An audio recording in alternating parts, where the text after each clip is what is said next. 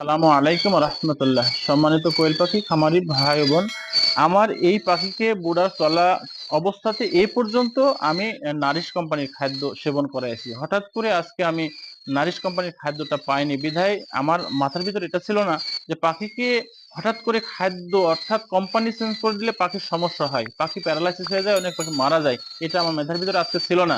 তো আজকে আমি যেহেতু নারিশ কোম্পানির খাদ্য এ পর্যন্ত দিয়ে আজকে আমি নারিশ কোম্পানির খাদ্য পাইনি, আমি কাজী কোম্পানির খাদ্য নিয়ে আসছি। দিছি 10 মিনিটের মধ্যে আমার পাখির পরিস্থিতি দেখেন, প্রত্যেকটা পাখি প্যারালাইসিস, অনেক পাখি প্যারালাইসিস হয়ে গেছে এবং অনেক পাখি মারাও যাবে। কিন্তু এটা আমার প্র্যাকটিক্যাল। এই জন্য আপনারা কখনো কোন অবস্থায় বুড়ার থেকে যে পাখি তৈরি করবেন, আপনি যে কোম্পানির খাদ্য দিয়ে ডিম আসা পর্যন্ত আপনি ওই কোম্পানি আপনি ব্যবহার করবেন, কোম্পানি চেঞ্জ করবেন না। যার জন্য না, কাজী কোম্পানি ভালো খারাপ সেটা না, খুব ভালো। কিন্তু তো যাই হোক, খাদ্য কখনো চেঞ্জ করবেন না। যে পাখিরা যেটা দিয়ে করবেন সেটাই করবেন। আসসালামু আলাইকুম রহমতুল্লাহ।